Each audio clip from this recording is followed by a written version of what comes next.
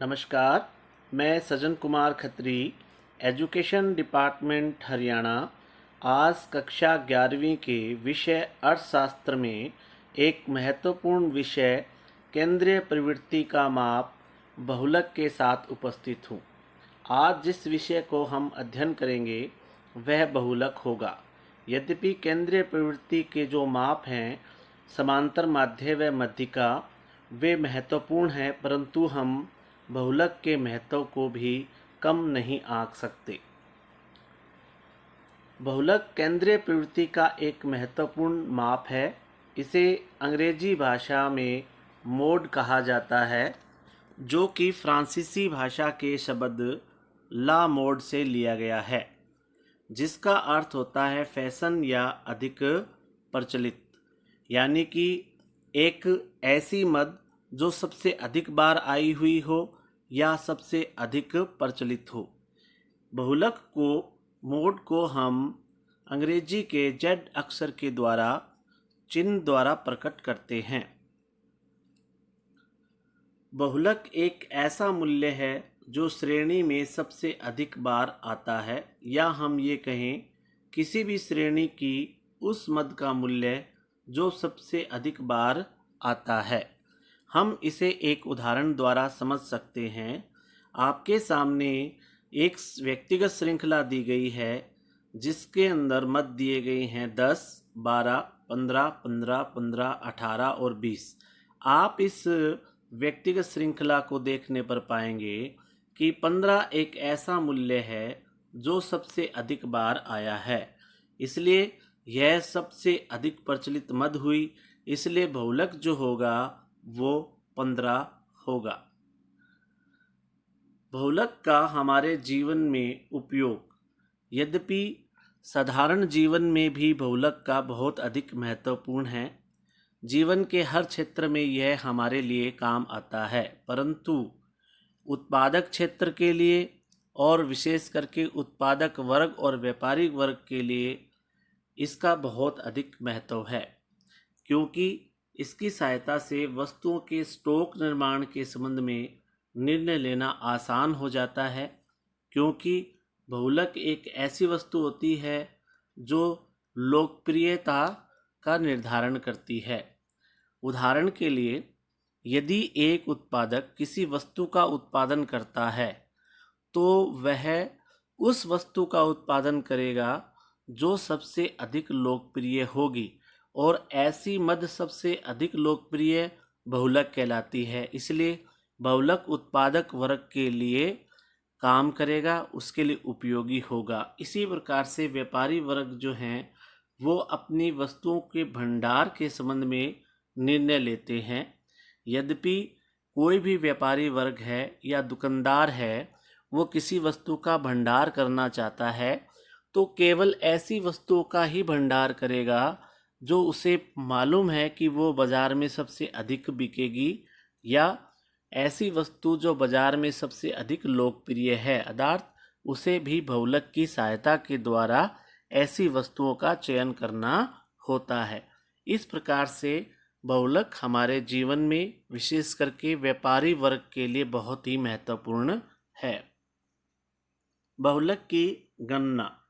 बहुलक की गणना विभिन्न श्रृंखलाओं में अलग अलग विधियों द्वारा की जाती है। सबसे पहले व्यक्तिगत श्रृंखला, जिसमें निरीक्षण विधि द्वारा और व्यक्तिगत श्रृंखला को खंडित श्रृंखला में बदलकर हम बहुलक का अनुमान लगा सकते हैं। दूसरा, खंडित श्रृंखला में, इसमें निरीक्षण विधि और समूहीकरण विधि का उपयोग करते हुए हम बहुलक की गणना करते हैं। तीसरा हमारी श्रृंखला है अखंडित श्रृंखला। इसमें भी निरीक्षण विधि द्वारा और समूहीकरण विधि द्वारा हम बहुलक का अनुमान लगाते हैं। अब हम सबसे पहले गणना करेंगे व्यक्तिगत श्रृंखला में बहुलक का कैसे अनुमान लगाया जाता है। इसमें दो विधियां होती है। सबसे पहली विधि है निरीक्षण विधि द्वारा। उदाहरण के लिए, एक कक्षा में 15 छात्र हैं जिनकी आयु निम्नलिखित है। अब हमारे सामने जो व्यक्तिगत श्रृंखला है, सबसे पहले इसे आरोही या अवरोही क्रम में लिखेंगे। जैसा कि आप देख सकते हैं 17 जो है सबसे कम मूल्य है, ये हम सबसे पहले लिखेंगे। और क्योंकि 17 दो बार है इसलिए 17 हम दो बार यहाँ लिखेंगे। उसके बाद 17 से अधिक मूल्य की जो मद है वो लिखेंगे और इस तरीके से हम इसको एक क्रम में लिखेंगे। तब आप पाएंगे कि यहाँ 22 जो एक ऐसी मद है या एक ऐसा मूल्य है जो सबसे अधिक बार आया है और मात्र देखने से ही हम आसानी से पता कर सकते हैं कि 22 जो है वो सबसे अधिक लोकप्रिय मूल्य है। अतः जो बहुलक होगा वो हमारा 22 होगा। इसके अतिरिक्त व्यक्तिगत श्रृंखला को खंडित श्रृंखला में बदलकर भी हम बहुलक का अनुमान लगा सकते हैं। उदाहरण के लिए 15 जो छात्र हमारे पास हैं उनका इस प्रकार से वर्णन है। हम इसको खंडित श्रृंखला में बदल करके अनुमान लगाएंगे। जैसे कि 17 मूल्य उस कितनी बार आया है, 2 बार, तो उसकी आवृत्ति 2 हुई। 18 मूल्य जो है यह भी 2 बार आया है। इसी तरीके से 19 एक बार, और इस तरीके से हम सबकी आवृत्ति जो है वो लिखते जाएंगे। तो हम देखने मात्र से पाएंगे कि जो 22 संख्या है यह सबसे अधिक 4 बार आई हुई है, यानी कि इसकी अधिकतम आवृत्ति 4 है, इसलिए बहुलक जो है वो 22 होगा। इसके बाद हमारी दूसरी श्रृंखला है खंडित श्रृंखला। इसमें बहुलक की गणना करने के लिए 2 विधियों को अपनाया जाता है। उसमें से पहली है निरीक्षण विधि। हम यहाँ पर एक खंडित श्रृंखला है, यहाँ पर आप देखेंगे कि 110 आय वाले लोग 2 हैं, यानी कि इसकी आवृत्ति 2 हैं। ठीक इसी तरीके से 120 आय वाले लोगों की संख्या 4 हैं। इसी तरीके से 130 वालों की 8 और 140 वालों की 10, 150 वालों की 5 और 160 वाली आय की संख्या 4 हैं। लेकिन आप पाएंगे कि सबसे अधिक 140 जो आय है वो सबसे अधिक लोगों की आय है, यानी कि 10 लोगों की आय 140 रुपये है। इसका मतलब यह हुआ कि 140 की आवृत्ति 10 है जो कि सबसे अधिक है, इसलिए बहुलक जो है वो 140 होगा। खंडित श्रृंखला में बहुलक की गणना की दूसरी विधि समूहीकरण विधि है। समूहीकरण विधि का उपयोग हम तब करते हैं जब मदों में अनियमितता हो या फिर 2 या इससे अधिक मूल्य की आवृत्ति सबसे अधिक हो। यानी कि मान लीजिए कि एक मूल्य है 140, उसकी भी आवृत्ति 10 है। 120 मूल्य है, उसकी भी आवृत्ति 10 है। तो यहाँ पर 2 मूल्यों की आवृत्ति 10-10 एक समान है। ऐसी स्थिति में हम समूहीकरण विधि का उपयोग करते हैं और इस स्थिति में बहुलक ज्ञात करने के लिए हम 2 श्रेणियों का उपयोग करते हैं। सबसे पहली है समूहीकरण सारणी और दूसरी है विश्लेषण सारणी। समूहीकरण विधि के द्वारा किस प्रकार से हम बहुलक की गणना करेंगे, ये हम एक एग्जाम्पल से लेते हैं। हमारे सामने ये एक श्रृंखला दी गई है, यहाँ पर हम समूहीकरण सारणी तैयार करेंगे। यहाँ पर आप देखेंगे कि सबसे पहले वज़न लिया गया है 48, 49, 50, 51, 52 और 53, और जो यहाँ एक कॉलम दिया गया है इसमें यहाँ पर आप देख पाएंगे कि यहाँ पर आवृत्ति दी गई है 4, इसी तरीके से 10, 20, इस तरीके से ये आवृत्तियाँ दी गई हैं। इसके बाद जो हम इसमें दूसरे कॉलम में आप देखेंगे तो यहाँ पाएंगे 1 और 2। यहाँ 1 और 2 का मतलब ये हो गया कि पहले जो एक संख्या दी गई है इसमें पहली और दूसरी का जोड़, यानी कि यहाँ पर 4 और 10 को हम जोड़ देंगे। ठीक इसी तरीके से फिर 1 और 2, यानी कि आगे हम 20 और 11 को जोड़ देंगे। फिर 3 और 2 को हम इस तरीके से इसमें जोड़ते जाएंगे तो हमारे सामने इस तरीके से ये आवृत्तियां हमें प्राप्त होंगी। इसके बाद जो तीसरे में हमारे को दे रखा है, यहाँ पर आप देख पाएंगे 2 और 3, यानी कि दूसरी और तीसरी। तो इस स्थिति में मैं ये पहली इकाई जो है यह छोड़ दूंगा, यानी कि 2 और 3, 10 और 20 को मैं जोड़ दूंगा। इसी तरीके से 11 और 2 को मैं जोड़ दूंगा। और क्योंकि यहाँ अब लास्ट में केवल एक ही बच गया है, इसे हम छोड़ देंगे। इसी तरीके से हम आगे के कॉलम 4 में जाएंगे और यहाँ पर आप देखेंगे यहाँ फार्मूला है 1 2 3, यानी कि हम यहाँ पर 1 2 और 3, इन तीनों को हम जोड़ देंगे। यह तीनों का एक टोटल है। इसके बाद हम नेक्स्ट 3 लेंगे। यदि हमारे नेक्स्ट 3 पूरे नहीं होते हैं तो हम उसको छोड़ देंगे। तो यहाँ पर 3 और 3 बिल्कुल एग्जैक्ट कंप्लीट हो चुकी हैं। तो इस तरीके से हम इसकी आवृत्तियों को जोड़ देंगे। इसके बाद आप देखेंगे खाने नंबर 5 में, यहाँ पर आप पाएंगे 2 3 4, यानी कि दूसरी इकाई, फिर तीसरी और फिर चौथी। इस तरीके से ये 3 आवृत्तियों को हम जोड़ देंगे। नेक्स्ट फिर 3 आवृत्तियों को जोड़ने का प्रयास करेंगे, लेकिन ये 2 हैं, इसलिए मात्र केवल इन 3 आवृत्तियों का जोड़ जो है वो हम 5वें कॉलम में लिखेंगे।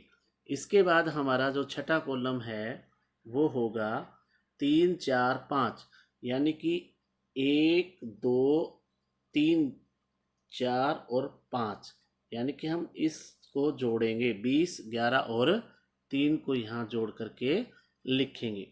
अब हम जब समूहीकरण सारणी बना लेंगे तो इसके बाद हम एक विश्लेषण सारणी बनाएंगे। वो इस प्रकार से हमारी होगी।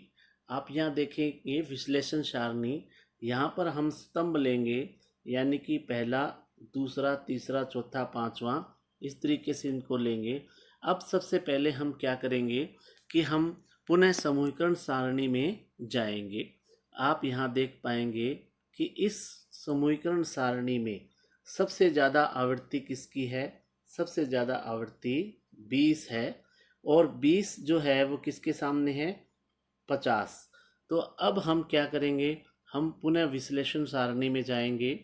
विश्लेषण सारणी के अंदर आप देखेंगे कि हम यहाँ पर 50 जैसे आएगा, यहाँ पर एक टिक हम इसमें लगा देंगे। इसी तरीके से हम पुनः समूहीकरण सारणी में जाएंगे और यहाँ पर हम देखेंगे कि दूसरी में देखेंगे कि यहाँ सबसे ज़्यादा अधिक आवृत्ति किसकी है? यहाँ सबसे ज़्यादा अधिक आवृत्ति 31 है, और ये किसका जोड़ है?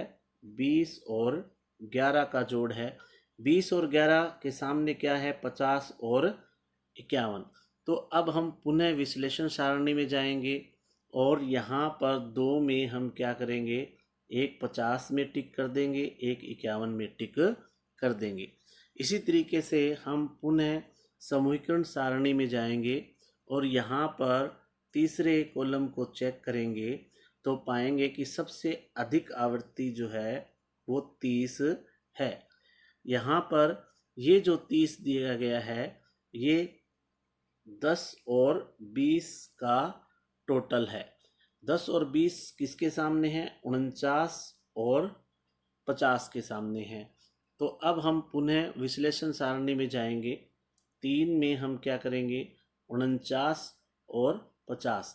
इस तरीके से इसी वे के साथ साथ आप हर एक की वैल्यू के अंदर हर खाने में टिक लगाते जाएंगे।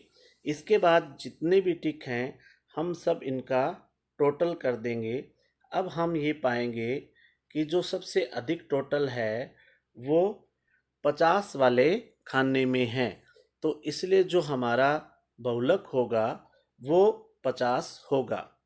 इसके बाद अखंडित श्रृंखला में बहुलक की गणना किस प्रकार से करते हैं? इसके लिए भी सबसे पहले निरीक्षण विधि का उपयोग करते हैं। निरीक्षण विधि में सबसे पहले हमें ये पता लगाना होता है कि कौन से वर्ग की आवृत्ति सबसे अधिक है, और जिस वर्ग की आवृत्ति सबसे अधिक होती है उसे बहुलक वर्ग कहते हैं। और उसके बाद हम निम्न सूत्र का उपयोग करते हुए बहुलक का अनुमान लगाते हैं। अब आप देखेंगे कि यहाँ पर L1 दिया गया है।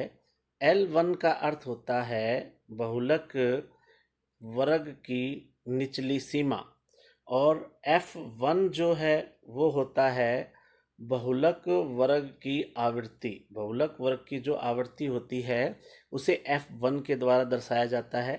इसी तरीके से F0 जो है वो बहुलक वर्ग के पहले वाले वर्ग की आवृत्ति होती है। इसी तरीके से F2 जो है हमारा, जो F2 होगा यह बहुलक वर्ग के तुरंत बाद वाले वर्ग की आवृत्ति होती है।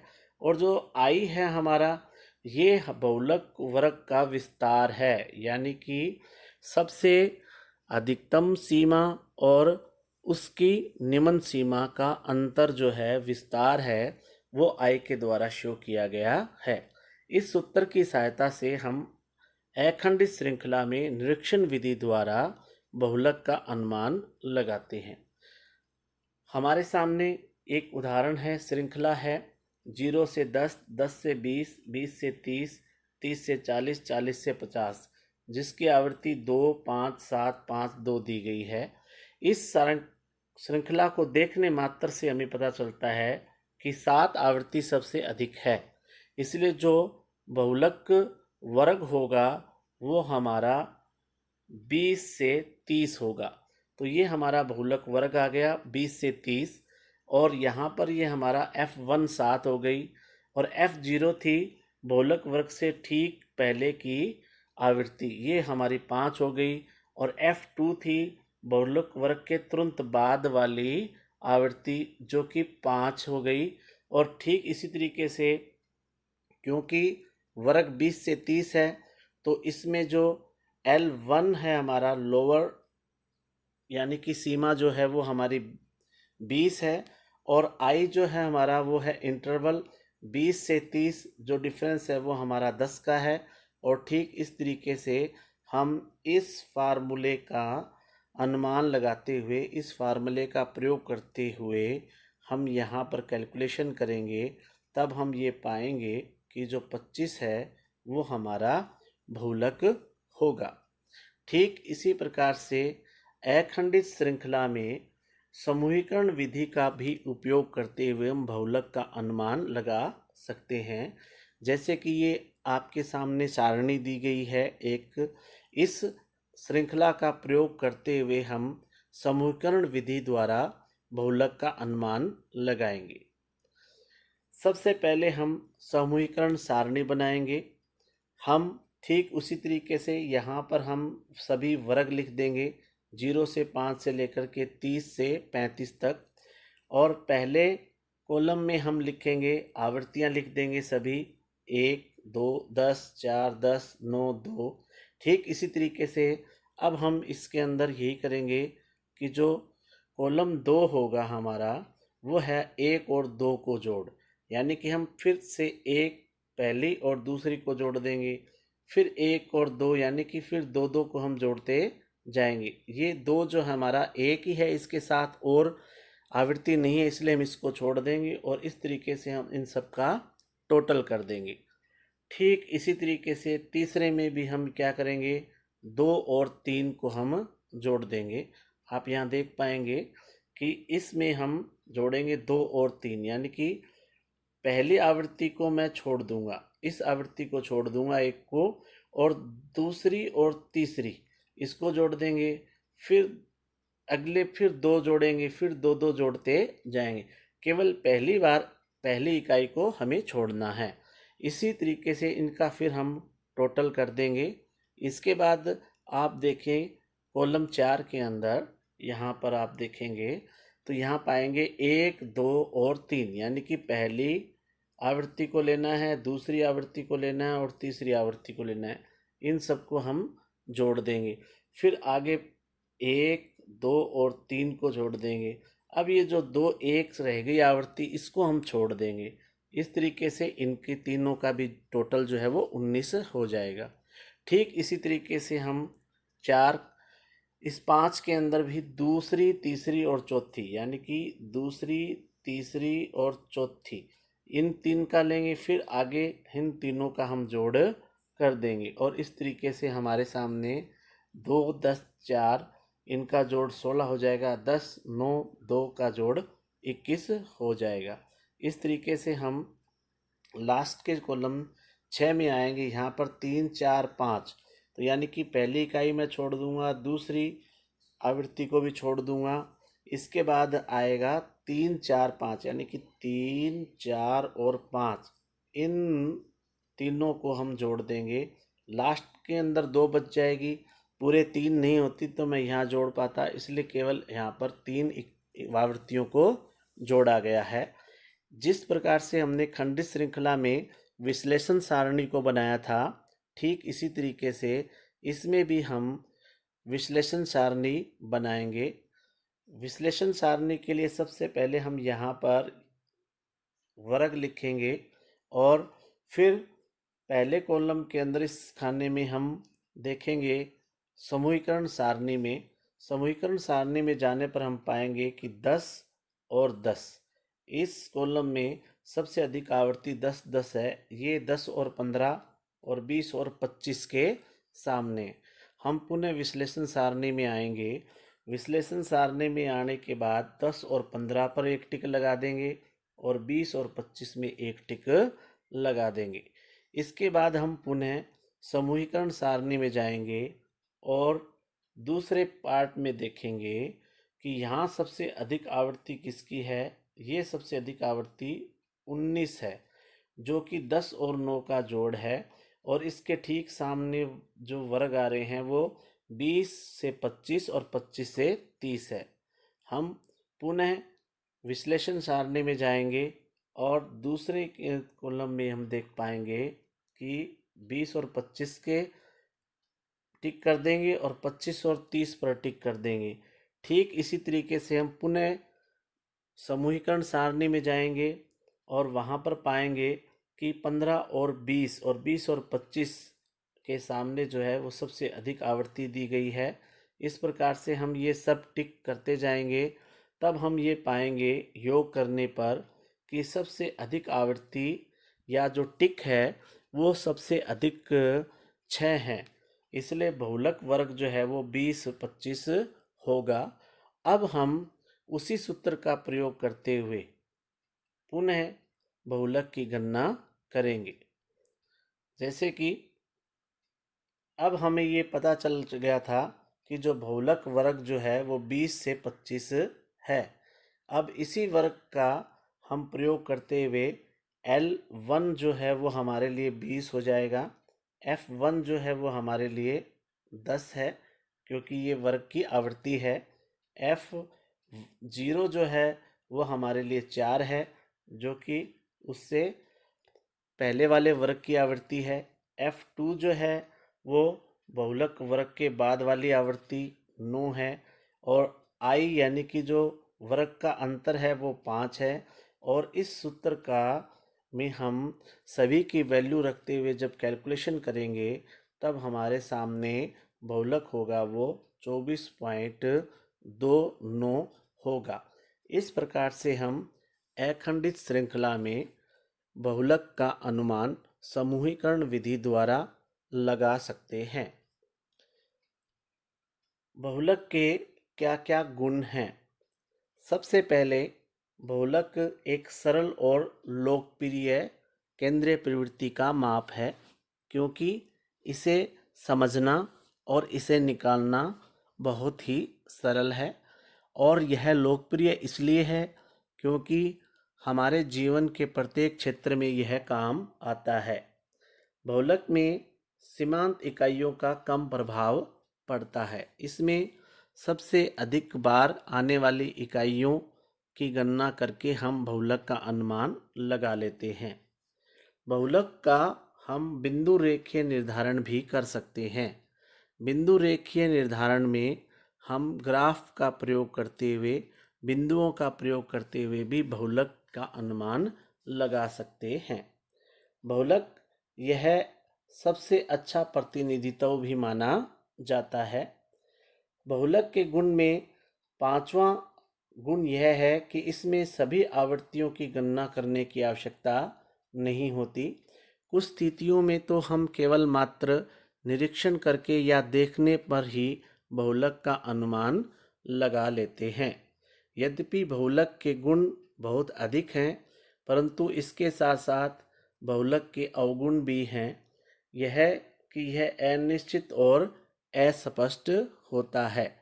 कई बार जिसकी आवृत्ति अधिक होती है वह बहुलक न होते हुए भी हम किसी दूसरी विधि या समूहीकरण विधि द्वारा जब उसकी गणना करते हैं तो बहुलक कुछ और ही आ जाता है।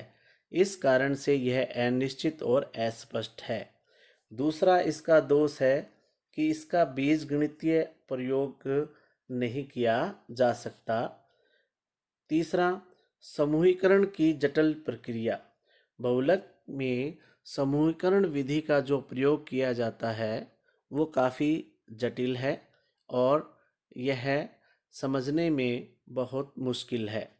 इसके अतिरिक्त इसका एक दोष यह है भी कि इसमें अति सीमांत इकाइयों की पूरी तरीके से अवहेलना कर दी जाती है, क्योंकि जिस प्रकार से जिनकी वैल्यू बिल्कुल कम है उनको बहुलक की गणना करते समय काउंट नहीं किया जाता। अभ्यास करने के लिए प्रश्न, बहुलक से क्या अभिप्राय है? अखंडित श्रृंखला में बहुलक निकालने का सूत्र लिखें। बहुलक किस प्रकार से व्यापारी वर्ग के लिए महत्वपूर्ण है? या यह प्रश्न इस प्रकार से भी पूछा जाता है कि बहुलक के क्या क्या उपयोग हैं। बहुलक के अवगुण लिखें, बहुलक के गुण लिखें और एक निम्न श्रृंखला को समूहीकरण विधि के द्वारा अथवा निरीक्षण विधि के द्वारा बहुलक को ज्ञात करें।